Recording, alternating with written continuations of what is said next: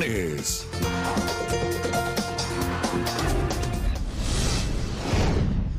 Buenas tardes, bienvenidos todos. Vamos con el desarrollo de las noticias.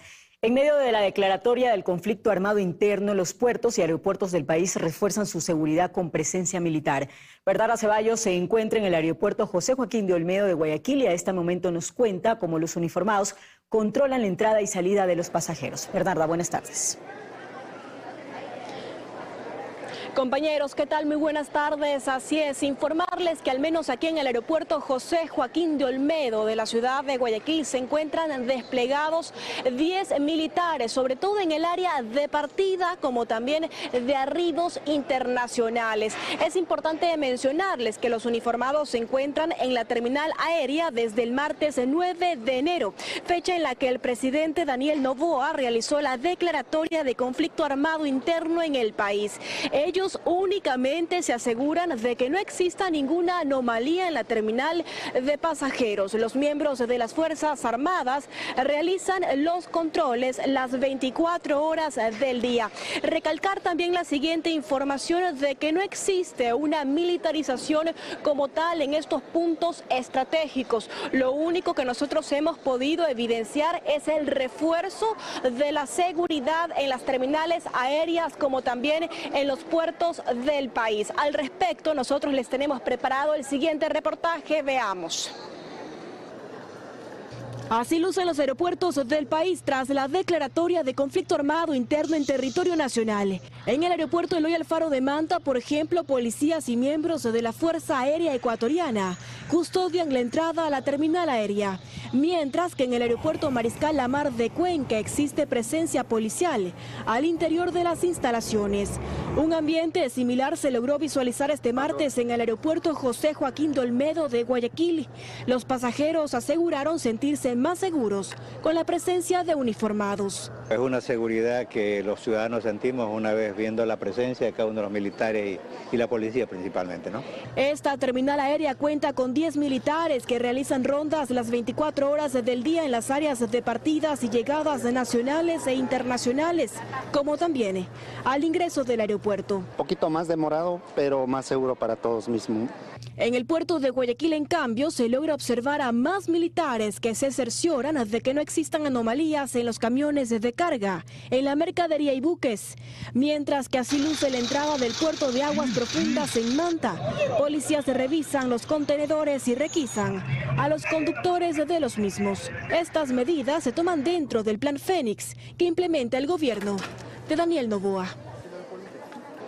Y un dato adicional respecto a la seguridad que se ha reforzado aquí en el aeropuerto José Joaquín de Olmedo de la ciudad de Guayaquil, y es que únicamente un familiar o un conocido puede ingresar a despedir o a recibir al pasajero. Los demás familiares o conocidos se deberán quedar en la parte exterior de la terminal aérea. Esa es la información que nosotros les tenemos hasta este momento de la tarde. Ustedes continúan con más desde estudio. Muy buenas tardes. Buenas tardes, también para ti, Bernarda, muchísimas gracias. Y más de 18.000 operativos de las Fuerzas Armadas y la Policía Nacional se han realizado a escala nacional. A esta hora, Brigitte Mancheno está en un recorrido en el tanque a ruedo de las Fuerzas del Orden. Brigitte, cuéntanos más. Buenas tardes. Así es, ¿qué tal en estudios? Buenas tardes. Más de 15.000 operativos ya se han realizado en todo el país. Nosotros a esta hora de la tarde estamos haciendo un recorrido en el norte de Quito, desplazándonos hacia el sur, precisamente en una de las tanquetas de las Fuerzas Armadas. Y justamente sobre los trabajos que ya se vienen realizando en estos días, queremos conversar con el comandante del equipo de combate de las Fuerzas Armadas. Buenas tardes, cuéntenos un poquito de la situación, cómo avanzan los operativos que van realizando. ¿Cómo le va? Buenas tardes.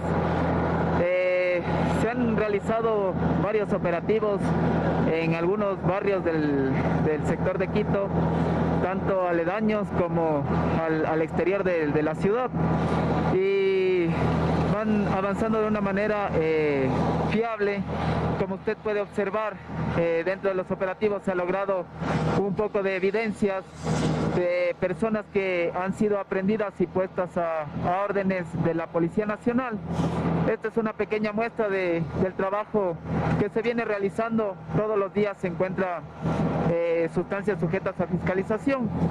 así como también armas blancas y otro tipo de armamentos que... ¿Esta evidencia en qué punto la recolectaron y fue por cacheo?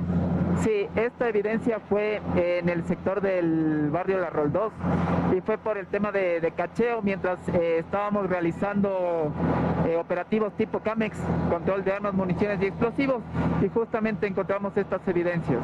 En estos operativos también revisan carros, motocicletas, ¿qué nomás revisan? Bueno, revisamos todo tipo de automotor.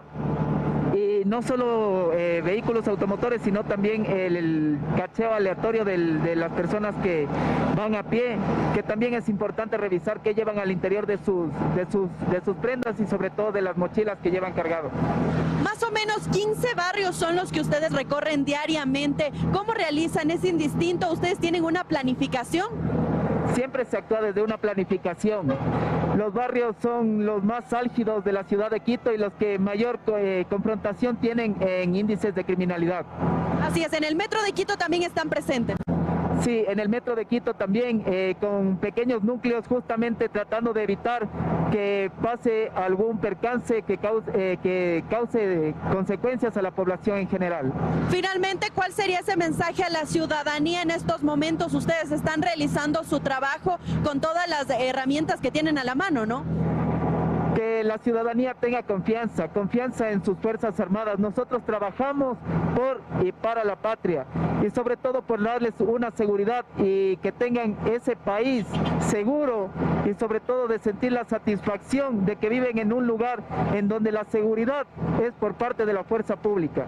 Así es, ya lo pudieron escuchar y justamente en estos recorridos lo que vemos también son ovaciones de los conductores y personas que pasan justamente por donde esta tanqueta está transitando a lo largo de todo el país. Nosotros estamos en la capital, pero también en las provincias del Ecuador se desarrollan operativos como estos. Es lo que les contamos a esta hora de la tarde. Ustedes continúan con más en estudios. Buenas tardes. Buenas tardes también para ti, Brigitte. Muchísimas gracias por este informe. Amigos, 131 tacos de dinamita fueron encontrados en el exterior de una unidad de policía en Quito que se encuentra cerca de un mercado ubicado en el centro de la ciudad. Paul Cuello a esta hora nos amplía los detalles de este caso. Paul, buenas tardes.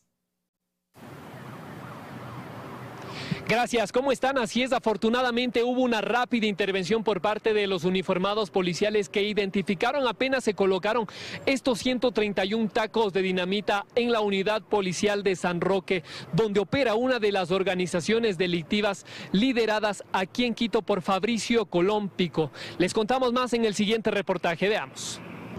La emergencia fue notificada a eso de las 11 de la noche de este lunes en la unidad policial del sector de San Roque en el centro de Quito, hasta donde avanzaron los grupos especiales antiexplosivos de la Policía Nacional para levantar información sobre los 131 tacos de dinamita que se encontraban al interior de una funda plástica. Habían arrojado dentro del UPC y en la parte exterior habían dejado. Con esto tratando de intimidar el trabajo que hace la Policía Nacional en todo lo que es el distrito metropolitano.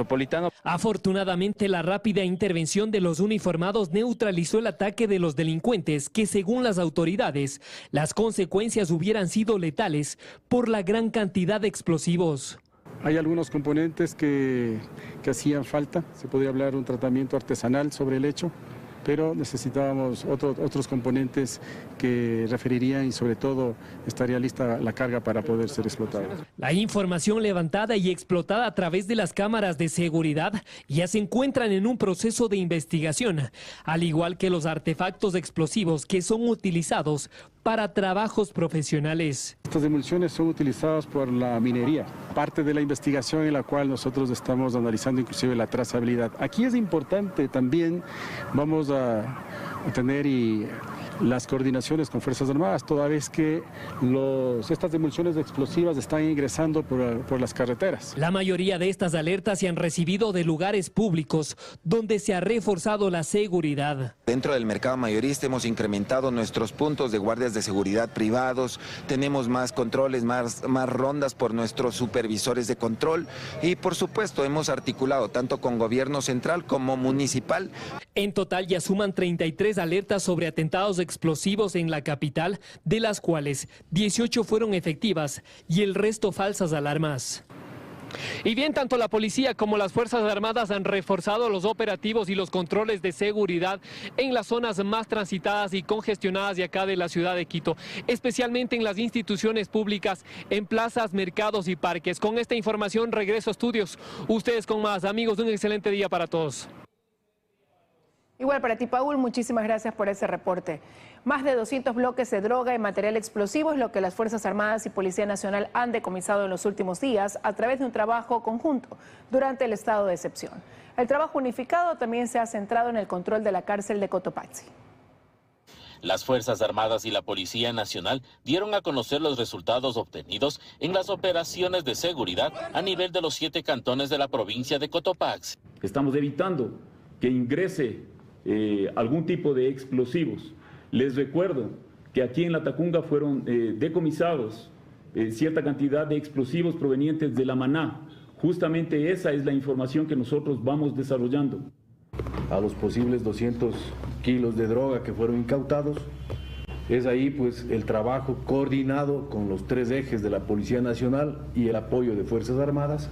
Ahí están los resultados esperados. Sí, no solamente se ha enfocado las operaciones al objetivo propuesto para este fin. El trabajo ha sido conjunto entre los uniformados, con el único propósito de velar por la seguridad de los ciudadanos y dando cumplimiento a un decreto presidencial. Tenemos 12 ciudadanos posiblemente involucrados en este tema de terrorismo, aprehendidos, así como lo hemos realizado 81 operaciones combinadas y lo vamos a seguir trabajando.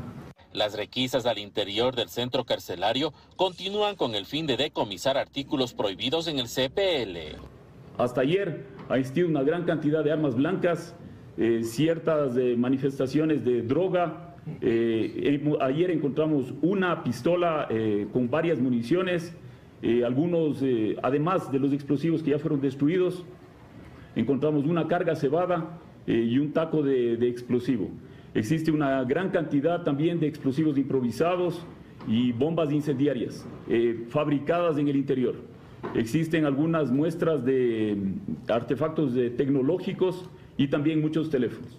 Los controles por parte de los uniformados continuarán en el centro y en los exteriores a nivel de los 7 cantones de la provincia. Más de 1.500 personas detenidas dejan los operativos realizados por policías y militares. Exfiscales temen que la justicia no vaya al mismo ritmo de la fuerza pública y se deje en libertad a los aprehendidos. Tras 6 días de lucha contra el narcotráfico, el gobierno asegura haber detenido a 1.534 personas. De ellas, 158 fueron arrestadas por presunto terrorismo en medio del conflicto armado no internacional. La pregunta principal para la exfiscal Mariana Yepes es dónde están estos detenidos y con qué prioridad se están tratando estos casos. Se manifestaba que el sistema carcelario del país está colapsado.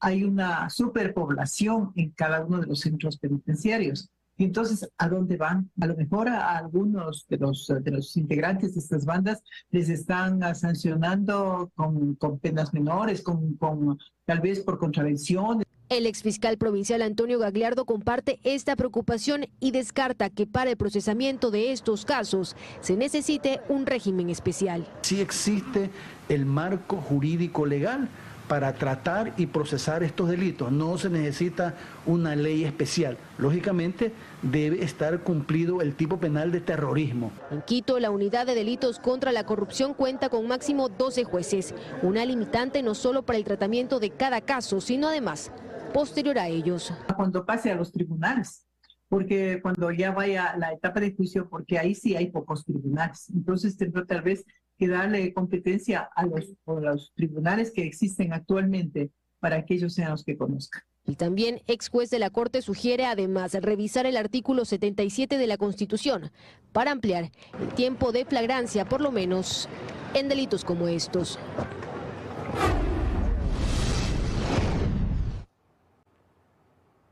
El cuarto proyecto de ley enviado a la Asamblea por el presidente vuelve a unificar las posturas entre las bancadas legislativas. El documento busca que los activos incautados en actos ilícitos pasen a manos del gobierno.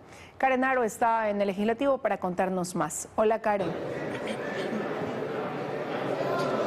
Hola, ¿cómo están en estudios, amigos televidentes en casa? Buenas tardes. En efecto, las primeras impresiones aquí en Asamblea Nacional respecto del cuarto proyecto de ley económico urgente que envió el presidente Daniel Noboa al Legislativo son positivas. Entre las bancadas ven con buenos ojos el hecho de que el gobierno busque financiar el conflicto armado interno a través de recoger recursos de los bienes o de los activos que son producto de actos ilícitos. Lo que sí les preocupa, han dicho, por ejemplo, es que esta se pueda convertir en una cortina de humo, ya que aquí en Asamblea Nacional hay un tercer económico urgente que se trata y que busca incrementar el IVA en 3 puntos. Pero en el siguiente reportaje yo les cuento los detalles.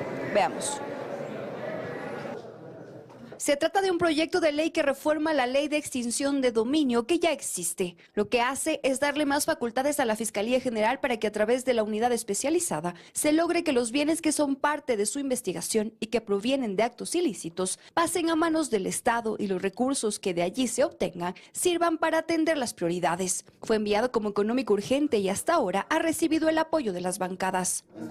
Nosotros lo que esperamos es que esta ley contenga caminos sencillos para que tenga tanto el accionante penal, que es el fiscal, para que pueda actuar y hacer más eficiente el proceso en cuanto a la extinción de dominio y darle más fortaleza al Procurador General del Estado, que es el representante, en este caso, del Estado ecuatoriano, para poder iniciar las acciones y defender en el caso de que se encuentre algún patrimonio de origen ilícito. Todo es oportuno siempre y cuando sirva para que el Estado pueda fortalecer su capacidad de responder a las necesidades emergentes que hoy por hoy tenemos los ecuatorianos. El proyecto de ley reforma al Código Orgánico Integral Penal y también a la Ley de Contratación Pública. En Construye y los independientes dicen que esta ley podría reemplazar al menos el primer paquete de preguntas de la consulta popular del gobierno. Estamos ante una ley actual, económico urgente, que precisamente replica el problema que tiene la ley actual, que es que precisamente para poder ejecutar la extinción de dominio se requiere de una sentencia ejecutoriada. En las condiciones de austeridad que vive el país, son 50, 60 millones que puede ahorrarse el Ejecutivo y podemos hacerlo directamente aquí. Este cuarto proyecto de ley hasta ahora sí encuentra el apoyo incluso del correísmo. No puede ir acompañado únicamente de una reforma legal de intenciones, sino debe haber certeza sobre cómo operativizar la aplicación de la ley, de qué forma darle seguimiento y de nuestro lado también, por supuesto, fiscalizar que la ley que hacemos se aplique. Lo que sí, les preocupa que este se convierta en una cortina de humo ante la intención del gobierno de subir el IVA al 15%. Estamos claros. Meterle las manos al bolsillo al pueblo ecuatoriano no estamos de acuerdo, pero tenemos que tener alternativas y darle alternativas y propuestas como lo hemos venido haciendo. Pero también acabar con la corrupción.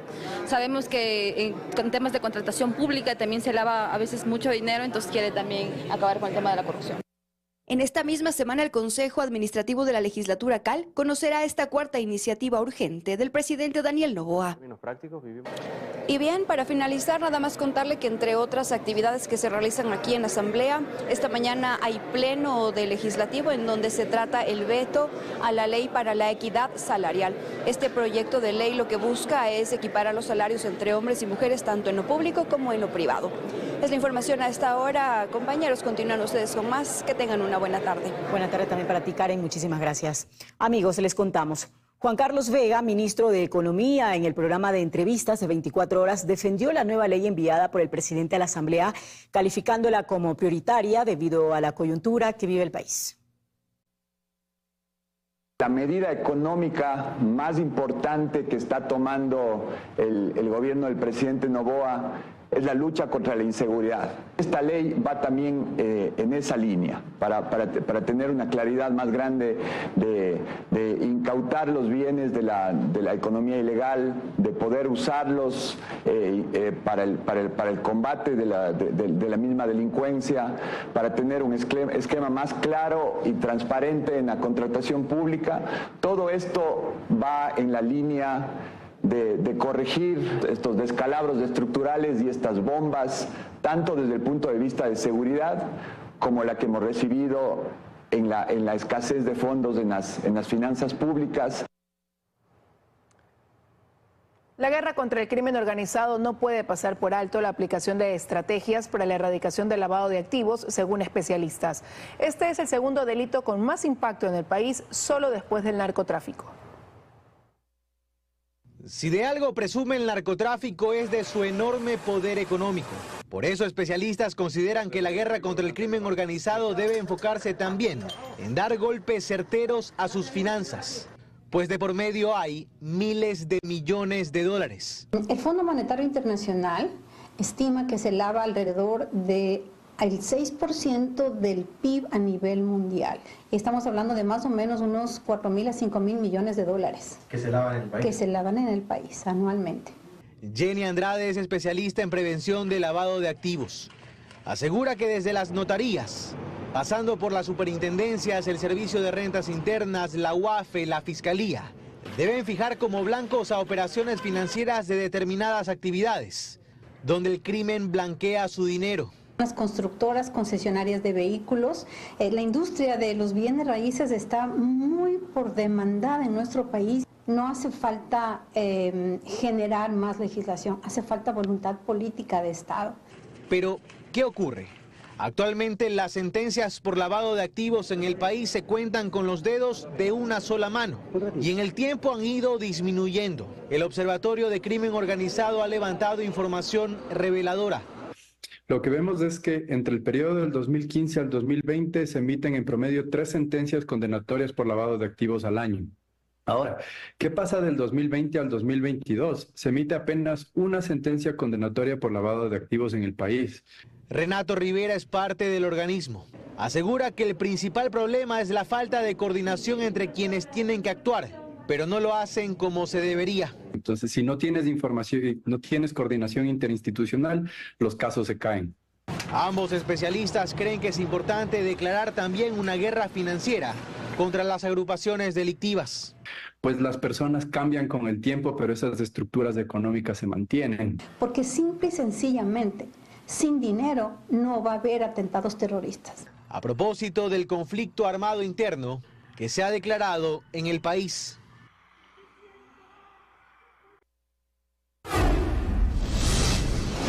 Expertos en inmigración afirman que Ecuador calificaría para un posible estatus de protección temporal de Estados Unidos. Con ello, miles de ecuatorianos estarían libres de deportaciones. Alcibiades Onofres, desde Nueva York, dice que la comunidad ya plantea esta petición formal a las autoridades de ambos países ante la crisis de seguridad. Alcibiades. Buenas tardes. Y un posible TPS para los ecuatorianos que viven aquí en los Estados Unidos de forma irregular podría cambiar su historia para siempre. Esta posibilidad y esta propuesta está siendo analizada por varios expertos en inmigración, quienes dicen que Ecuador sí podría cumplir con los requisitos que solicita el gobierno de los Estados Unidos para declararlo a Ecuador como un país idóneo para el TPS. Aquí los detalles. Sentado, prestando atención a una charla sobre el TPS o estatus de protección temporal para inmigrantes indocumentados, estaba Eduardo, un ecuatoriano que hace casi 25 años llegó a Estados Unidos en busca del anhelado sueño americano. Estar allá, imagínate, con mis hijos cuando eran pequeños, he perdido familia, muchas cosas. El corazón se me estremece nomás de recordar tantas cosas. Se estima que en Estados Unidos hay más de 2 millones de sus connacionales y se siguen sumando con la crisis migratoria, dicen ellos, obligados por la inseguridad y falta de oportunidades en su país. Recientemente, la declaratoria de conflicto armado contra narcoterroristas en el Ecuador despertó preocupación en la comunidad migrante por sus familias, pero también conocieron que esta figura podría ser el camino para recibir protección por un TPS en Estados Unidos, la misma que ya tienen ciudadanos de varios países en crisis, como Haití, Venezuela, El Salvador y otros, si es que Estados Unidos lo llegase a aprobar, dice William Murillo, experto en inmigración. Porque para calificar para el TPS se necesita o estar en conflicto bélico, que está un conflicto bélico interno, haber sufrido alguna clase de catástrofe natural, un terremoto, puede ser una pandemia o circunstancias especiales. Ecuador califica en las dos, conflicto bélico y circunstancias especiales extremas de violencia. Un gran número de inmigrantes se enfrentan a procesos de deportación y temen ser devueltos al Ecuador en los actuales momentos. Hemos venido huyendo de la violencia, del crimen organizado, de muchas cosas en Ecuador. Con un TPS vigente, habrían los siguientes beneficios: quedarían temporalmente protegidos de deportación. Obtendrían un permiso de trabajo y hasta autorización de viaje fuera de los Estados Unidos. Tampoco podrían ser detenidos por su estatus migratorio. Los ecuatorianos que llevan aquí 5, 10, 15, 20, 30 años podrían calificar para el TPS, a excepción de aquellos que tienen alguna clase de problemas con la ley. La reacción de la comunidad no se hizo esperar y ahora se organizan para que tanto autoridades locales en Estados Unidos y el propio presidente del Ecuador, Daniel Noboa, impulsen la medida. Directamente hacer un petitorio de parte de todas nuestras organizaciones sociales a nivel de todo Estados Unidos, el TPS, que el Ecuador que tanto lo necesita. Que se dé cuenta el presidente de aquí de Estados Unidos que necesitamos una ayuda. Un TPS no es una residencia, pero en el caso de los indocumentados habría la oportunidad de gestionar un cambio de estatus. Y es más, tiene la ventaja de que una vez que reingresa con ese documento, que es un permiso de reingreso, estaría como curando la entrada ilegal que tuvo anteriormente. Tendría ya una nueva entrada y esa entrada ya sería legal con el fin de que las personas que tienen TPS en la actualidad puedan ajustar su estatus dentro de los Estados Unidos.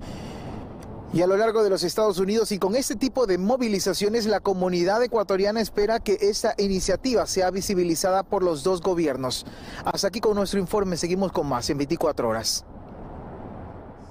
Gracias, Alcibiades, por ese informe.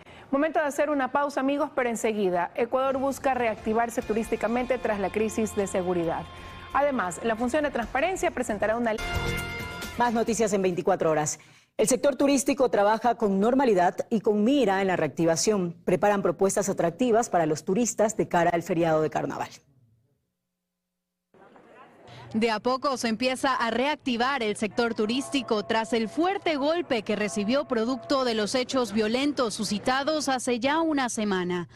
La Embajada de Ecuador en España compartió este comunicado del Ministerio de Turismo en su cuenta de X, invitando a los turistas a no cancelar sus planes de viajar al Ecuador, insistiendo en que desde el 10 de enero los incidentes se redujeron en todo el territorio nacional. El Ministerio de Turismo, a su vez, impulsó campañas en redes sociales. Una sola fuerza. Defienda tu bandera. Y los internautas han hecho lo suyo, compartiendo videos en los que muestran los mejores paisajes del país. Quiero que conozcas Ecuador. Mi país está lleno de cosas hermosas por donde lo mires. Su fauna, su flora, sus paisajes y ciudades. Y es que esta semana ha sido dura para las agencias de viajes y el sector hotelero, pues sus actividades se paralizaron. De lo que estábamos alrededor del 65-70%, hoy estamos entre el 25 y el 30%. Esa es la afectación más grande. Adicional, también tenemos una afectación grave en eventos. Claro está que hay personas que, por ejemplo, ya tuvieron que posponer una salida debido a que de pronto por los disturbios que se dieron en la semana pasada, quizás fueron afectados vehículos, quizás fueron afectados locales. Pero hoy esperan con positivismo reactivarse y de cara a un feriado de carnaval, para el que ya preparan atractivos paquetes y descuentos. Para el feriado de carnaval vamos a sacar tarifas promocionales que van a incluir incluso también visitas a sitios turísticos de la ciudad, porque debemos hacer que la gente se enamore más del destino. Las fechas de carnaval y después de eso viene Semana Santa como tal, pues estamos ofreciendo pues tarifas que permiten recibir un descuento por compra anticipada. Al momento, todos los aeropuertos del país están trabajando con normalidad y se encuentran con resguardo militar y policial. Desde este fin de semana, los visitantes que registran antecedentes penales pueden ser impedidos de ingresar a Galápagos por el Consejo de Gobierno de la provincia y la Policía Nacional. Desde el 13 de enero, técnicos de control de tránsito del Consejo de Gobierno de Galápagos aplican en los aeropuertos de Quito, Guayaquil y Manta instructivos para identificar y prevenir la llegada a Galápagos de personas que puedan presentar un peligro o amenaza para otros visitantes y para los mismos habitantes del archipiélago. Esto debido a la ola de inseguridad que se registra en el Ecuador continental. La Cámara de Turismo de Galápagos, Capturgal, avala este procedimiento. Todo procedimiento que apoye en el robustecimiento de los controles para los filtros de ingreso a la Galápagos son positivos. De hecho, hemos venido trabajando con Consejo de Gobierno para ver cómo se fortalecen esos filtros de control de todas las personas, sean transeúntes, visitantes o turistas, del ingreso a Galápagos. A pesar de que en el territorio insular no se registran hechos terroristas, ya se han comenzado a cancelar viajes, ocasionando pérdidas y preocupación en los prestadores de servicios turísticos isleños. Esto se da por la mala imagen que proyecta el país hacia el exterior. Por ello, Ordóñez enfatiza que Galápagos es un destino turístico seguro. Afortunadamente no existen reportes de actos terroristas en Galápagos. Tenemos como Cámara reuniones permanentes con ECU, con la policía, para monitorear cómo está el nivel de seguridad en Galápagos. Días atrás, policías y funcionarios del Consejo de Gobierno de Galápagos en el aeropuerto de Guayaquil hicieron desembarcar del avión a pasajeros que iban hacia Galápagos. Y tras una revisión, se impidió el viaje de 6 personas que poseían antecedentes penales. La Función de Transparencia anunció que el primer trimestre del año presentará una ley de lucha contra la corrupción para entrelazar información de las 8 entidades que la conforman. Belén Merizalde a esta hora nos amplía el tema. Belén. ¿Qué tal en estudio, amigos? Muy buenas tardes. Sí, justamente ayer se eligieron a las nuevas autoridades de la Función de Transparencia. Es así que el Contralor General del Estado, Mauricio Torres, se convirtió en el presidente de esta función y Pablo Iglesias, superintendente de territorio, en el vicepresidente. Mencionaron que una de sus primeras acciones será impulsar un proyecto de ley para luchar contra la corrupción. Además, el Contralor General aprovechó esta rueda de prensa para dar cuentas de lo que ha sido su gestión en estos primeros 2 meses. Uno de los detalles que destacó fue que se está utilizando inteligencia artificial para poder detectar patrimonios inusuales en funcionarios públicos. Les tenemos un informe sobre este tema.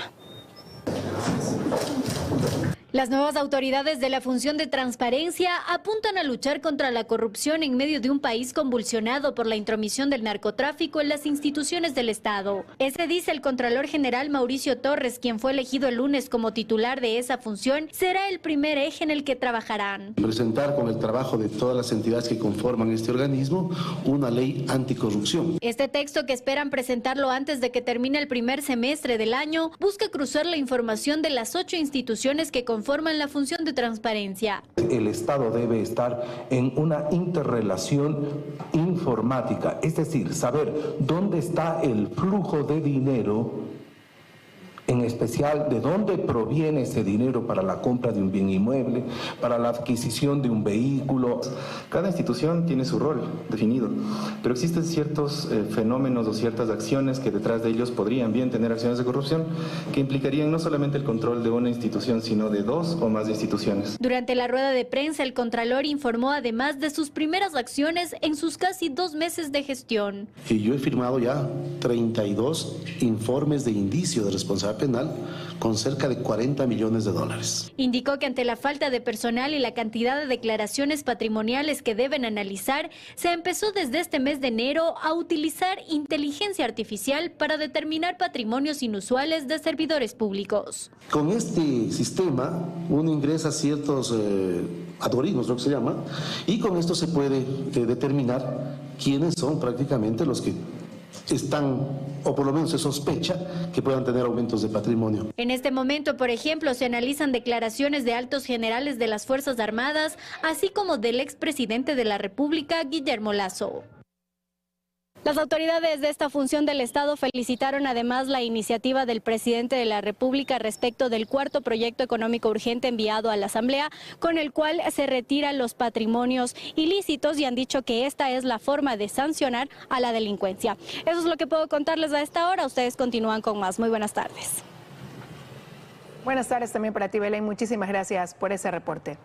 La Corte Nacional de Justicia se prepara para una renovación de autoridades mientras espera que el Consejo de la Judicatura dirima sobre supuestas prórrogas en funciones de los jueces que cumplen sus periodos. No obstante, se advierte una pugna en la carrera por asumir la presidencia de la Corte. El próximo 4 de febrero la Corte Nacional de Justicia se quedará sin 4 de sus jueces titulares y un día después Iván Saquicela termina sus funciones como presidente de la Corte. En este escenario la Corte se quedará sin quórum para una elección de presidente y en este caso desde el Consejo de la Judicatura se advierte que podría operar la subrogación del más antiguo. Que ante ausencia definitiva del presidente y de su subrogante, 2 personas que actualmente van a concluir su periodo también los primeros días de febrero, ejerza la presidencia quien haya sido nombrado en orden de designación. Esto implica que obligatoriamente se tiene que ceder ese espacio. Un escenario que no se contemplaba ya que en camino estaba el concurso para jueces. No obstante, se suspendió por irregularidades y el vacío generado ha puesto a Iván Saquicela sin opciones de prórroga en funciones, aunque sostiene lo contrario. Un funcionario judicial, como son los jueces, como es mi persona también, no se cesan en sus funciones o cargos hasta ser legalmente reemplazados. Lo cierto es que ante los vacíos generados y por falta de jueces titulares, la opción más cercana y de la que se habla en la judicatura es de la subrogación. Hay 2 jueces con mayor antigüedad, José Swing y Daniela Camacho. De ahí que se analizará no solo la antigüedad, sino la paridad de género, dice el expresidente del Consejo de la Judicatura, Germánico Maya. Asuma el más antiguo. Si a eso le sumamos la necesidad de que se cumpla con la equidad o con la paridad de género, entonces concluimos que la designación de la doctora Camacho es el nuevo capítulo de la justicia en Ecuador. Un concurso en entredicho, una corte con minoría de jueces titulares y la pugna por dirigirla. Y será cuestión de 2 semanas más para el inicio de la obra. Es momento de hacer una pausa, amigos, pero enseguida les contamos nuevos lineamientos para el cumplimiento del acuerdo ministerial que exige el pasado judicial a extranjeros. Los habitantes de la zona de integración fronteriza están exentos. Además, las nevadas afectan al 80% de Estados Unidos y Reino Unido, mientras que un ciclón deja inundaciones en India. Los detalles de este y otros temas al volver, quédese junto a nosotros.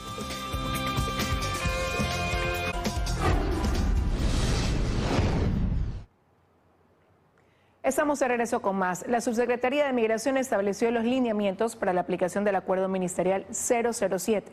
Los habitantes de la zona de integración fronteriza están exentos del pasado judicial para circular por el límite internacional. Jairo Jacome con el informe. Hola, Jairo. Así es, ¿qué tal? Buenas tardes. Esa era una preocupación de quienes habitan en esta zona fronteriza, quienes ahora podrán ingresar tan solo con su cédula de identidad. Según los lineamientos de la Subsecretaría de Migración, quedan exentos del certificado de antecedentes penales quienes porten una visa vigente, los tripulantes terrestres, quienes ingresen en calidad migratoria de transeúnte, así como los niños y adolescentes de conformidad al principio constitucional del interés superior del niño. Muy bien, eso está muy bien. No, ningún inconveniente. Mi cédula de residente. Eso es el requisito obligatorio, yo creo, para poder ingresar a cualquier país, para saber qué antecedente tiene cada persona. También están exentas las personas que presenten pasaporte diplomático, las víctimas de trata y tráfico, los solicitantes de protección internacional y las personas en zonas de integración fronteriza, pueblos y nacionalidades transfronterizas. En nuestra parroquia se caracteriza eso, ¿no? Porque tenemos fácil acceso para llegar a la República de Colombia, entonces ya sea por alguna compra o por visitar también o por el mismo turismo, las personas de Colombia visitan aquí o de aquí a Colombia. Las autoridades colombianas también miran de buena manera la facilidad brindada a las comunidades vecinas para circular por la zona de integración fronteriza, fortaleciendo el comercio, turismo y hermanamiento binacional. En esta zona de frontera nosotros hemos mantenido un hermanamiento histórico, no hemos tenido dificultades, siempre hemos mantenido muy buenas relaciones. Por otro lado, es de obligatorio cumplimiento la presentación del certificado de antecedentes penales apostillado para todos los extranjeros que ingresen al país por las fronteras terrestres y fluviales con Colombia y Perú, generando reacciones por gastos adicionales. Sí, sería un costo adicional y imagínate de Perú, tenemos que sacar un permiso desde Perú, entonces, o en las embajadas, ¿sí? Un poquito, es un gasto adicional, no lo veamos. Los controles migratorios son esporádicos en el puente internacional de Rumichaca, mientras que por los pasos que comunican a las comunidades fronterizas, la circulación es libre y sin restricciones. Con estos nuevos lineamientos ahora podrán ingresar y circular sin inconvenientes en todas las provincias fronterizas. Continúan en estudios con más. Buenas tardes. Buenas tardes también para ti, Jairo. Muchísimas gracias por la información. Amigos, en otros temas, Donald Trump arrasó con las elecciones primarias republicanas en Iowa de cara a los comicios de noviembre. Valeria Villalba nos da más información. Adelante. Sí, muchas gracias. Y la pregunta aquí es si será la nueva era de Trump, pero todavía es muy pronto para asegurarlo. Y veamos a continuación qué pasó en Iowa con las elecciones primarias republicanas, donde arrancó oficialmente el calendario electoral en Estados Unidos. Pues Donald Trump, pese a no participar de los debates previos, venció en este estado con el 51% de los votos, ganando en 98 de los 99 condados. Seguido de sus rivales, el actual gobernador de la Florida, Ron DeSantis, con el 21%, y la ex embajadora de la ONU, Nikki Haley, con el 19.1%. Mientras que en el Partido Demócrata, lo más probable, según expertos en la materia, es que sea Joe Biden, pese a su edad y estado de salud, el candidato más fuerte para estos comicios. Pero, ¿qué pasará en las próximas semanas? Hasta junio se llevarán a cabo las elecciones primarias en todos los estados, pero en marzo ya se podría tener una clara idea de quiénes serán los dos candidatos presidenciales que se enfrentarán el próximo 5 de noviembre, ya que para ese mes, 16 estados, entre ellos Texas y California, emitirán sus votos y contarían con una gran parte de los delegados.